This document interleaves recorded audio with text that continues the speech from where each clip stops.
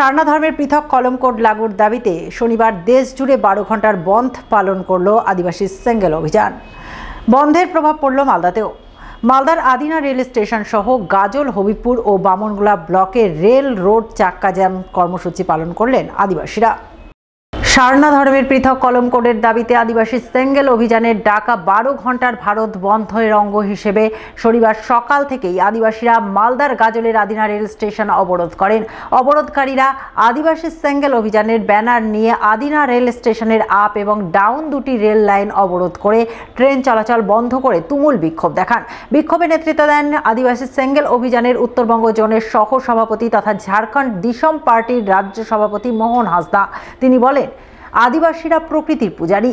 তারা হিন্দু, মুসলিম, বৌদ্ধ, শিখ, খ্রিস্টান কোনো সম্প্রদায়ের মধ্যে পড়েন না। তাদের ধর্মের নাম সারনা ধর্ম। তাই আদিবাসীদের জন্য সারনা ধর্মের পৃথক কলম কোড লাগুর দাবিতেই আজ তারা 12 ঘন্টার ভারত বন্ধ কর্মসূচি পালন করছেন, যার অঙ্গ হিসেবে মালদায় রেল রোড চাক্কা জ্যাম করে আন্দোলন করছেন। আমাদের একটাই ডিমান্ড, একটাই দাবি কেন্দ্র সরকারের কাছে, সেটা আদিবাসীরা প্রাকৃতিক পূজারী এবং তাদের ধর্মের নাম হচ্ছে সারনা ধর্ম। সেই সারনা ধর্মের কোড, পৃথক কলম কোড যাতে আদিবাসীদেরকে দেওয়া হোক এবং তাদের সাংবিধানিক অধিকার তাদেরকে দেওয়া হোক। কারণ আদিবাসীরা না হিন্দু, না খ্রিস্টান, না জৈন, না বৌদ্ধ, না মুসলিম, তারা প্রাকৃতিক পূজারী এবং তাদের ধর্মের নাম হচ্ছে সারনা ধর্ম। সেই সারনা ধর্ম কোড আমরা চাচ্ছি এবং আমাদের সারনা ধর্মের কোড দেওয়া হোক। এই জন্যে আমরা ভারতবর্ষব্যাপী আজকে রেল রোড চাক্কা জ্যাম সাথে ভারত বন্ধ আমরা ডেকেছি। সারনা ধর্মের পৃথক কলম কোডের দাবিতে আদিবাসী সেঙ্গেল অভিযানের ডাকা 12 ঘন্টার ভারত বন্ধ কর্মসূচি পালিত হয় মালদার হবিবপুর ব্লকেও। হবিবপুরের 12 মাইলে আদিবাসীরা রাজ্য সড়ক অবরোধ করেন। তারা আদিবাসী সেঙ্গেল অভিযানের ব্যানারে তুমুল বিক্ষোভ দেখান এবং সারনা ধর্মের পৃথক কলম কোড লাগুর দাবিতে সোচ্চার হন। বাজারঘাট বন্ধ রেখে আগামী ইংরেজি 30 ডিসেম্বর 2023 রোজ শনিবার আদিবাসী সেঙ্গেল অভিযানের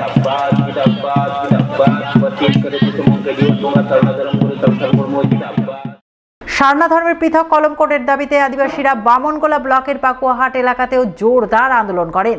তারা আদিবাসী সেঙ্গেল অভিযানের ডাকা ভারত বন্ধ কর্মসূচিকে কেন্দ্র করে পাকুয়াহাট এলাকায় রাজ্য সড়ক অবরোধ করে তুমুল বিক্ষোভ দেখান। বিক্ষোভে সামিল আদিবাসীরা ধামসা মাদল বাজিয়ে হাতে তীর ধনুক নিয়ে তাদের দাবিতে সুর চড়ান। এদিনের এই আন্দোলনে নেতৃত্ব দেন আদিবাসী সেঙ্গেল অভিযানের নেতা সুবোধ হাঁসদা সহ অন্যান্যরা।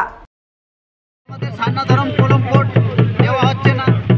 ঝাড়খণ্ড রাজ্যে আদিবাসীদেরকে পৃথক রাষ্ট্র বানাতে হবে আর ঝাড়খণ্ডের আদিবাসীদের রাজভাষা লাগু করতে হবে। আর 4 নম্বর পয়েন্ট হচ্ছে মারাংপুর পরশুনাথ পাহাড় আমাদের জৈনের হাতে চলে গেছে, পুনরায় যাতে তাদের হাত থেকে আমাদের হাতে ফিরিয়ে দেওয়া হোক। আমরা পাকুয়া ডক্টর বি.আর. আম্বেদকর মোড়ে ভারত বন্ধ সফল করার জন্য উপস্থিত হয়েছি। এদিকে আদিবাসীদের এই রেল রোকো আন্দোলনের জেরে মালদায় ট্রেন চলাচলে ব্যাপক প্রভাব পড়ে। আপ ও ডাউন দুটি লাইনে ট্রেন চলাচল বন্ধ হয়ে যায়। ফলে মালদার বিভিন্ন স্টেশনে বিভিন্ন দূরপাল্লার ট্রেন আটকে পড়ে। মালদা টাউন স্টেশনে বালুরঘাট এক্সপ্রেস, তেভাগা এক্সপ্রেস দীর্ঘক্ষণ কয়েক ঘন্টা দাঁড়িয়ে থাকে।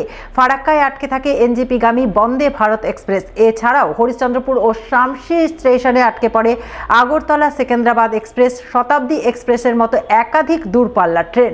ফলে যাত্রীরা চরম দুর্ভোগে পড়েন।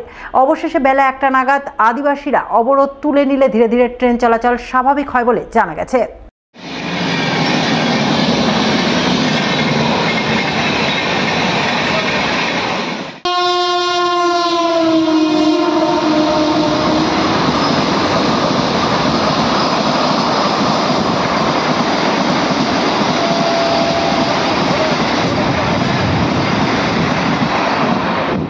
ক্যান্টক থেকে ফিরছি শতাব্দীতে, তো ট্রেনটা সামনে দাঁড়িয়ে আছে, বিশাল লেট, বাড়ি পৌঁছতে লেট হয়ে যাবে মনে হচ্ছে, কোনো ঠিক নেই কখন পৌঁছবে। এটা একটু নিয়ে সমস্যা হচ্ছে খুবই।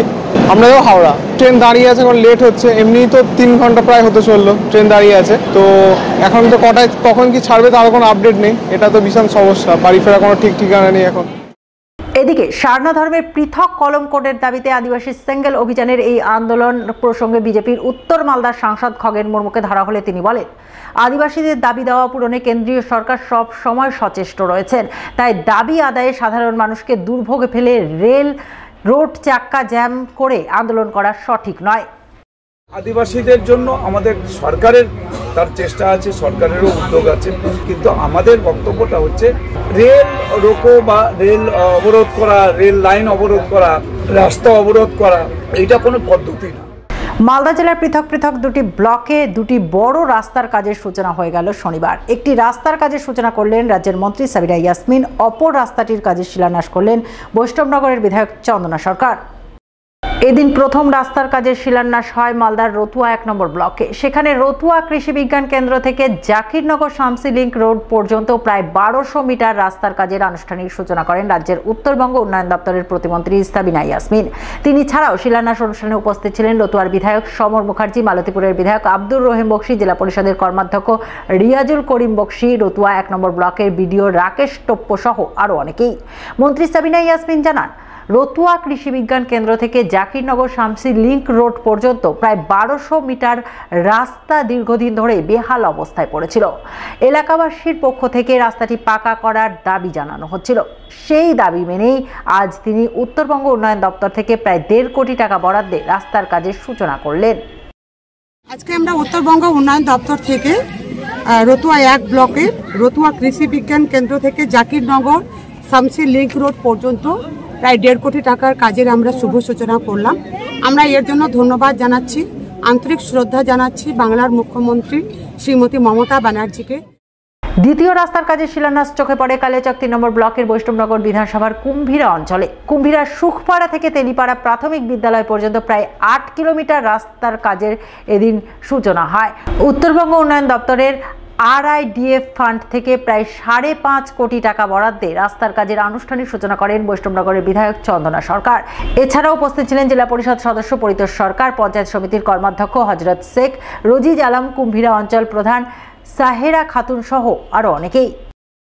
এটা মাননীয় মুখ্যমন্ত্রীর অনুপ্রেরণায় RIDF 29 যে ফান্ড, সেই ফান্ড থেকে আমাদের এই যে সুখপাড়া কুম্ভীরা জিপির অন্তর্ভুক্ত সুখপাড়া বাজারে গ্রাম আর কি বুথ, সুখপাড়া বুথ থেকে একদম আমাদের বাখরাবাদ জিপির যে তেলিপাড়া প্রাইমারি স্কুল, সেই পর্যন্ত প্রায় দীর্ঘ 8 কিলোমিটারের বেশি রাস্তা এবং আমাদের 5,88,00,000 আমাদের 96,000 টাকা ব্যয় এই রাস্তা আমরা করছি এবং এখানকার মানুষের দীর্ঘদিনের দাবি ছিল।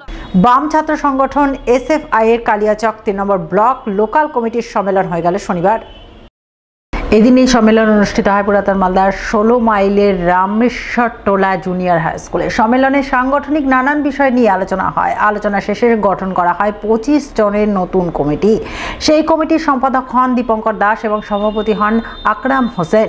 তারা আগামী দিনে কালিয়াচক 3 নম্বর ব্লকে মহিলা কলেজ গড়ার দাবিতে লড়াই আন্দোলনের সিদ্ধান্ত গ্রহণ করেন বলে জানা গেছে। কালিয়াচক 3 লোকাল কমিটির 13তম সম্মেলন থেকে 25 জনের স্থায়ী সদস্য, আমন্ত্রিত সদস্য হচ্ছে 8, টোটাল 33 জন লোকাল কমিটির সদস্য। আর সম্পাদক হলেন নতুন দাস, সভাপতি হলেন আকরাম হোসেন। সামনে আমাদের লড়াই মহিলা কলেজের দাবি নিয়ে। কালিয়াচক 3 ব্লকে মহিলা কলেজ স্থাপন করতে হবে, এই দাবি নিয়ে এই কমিটি লড়বে।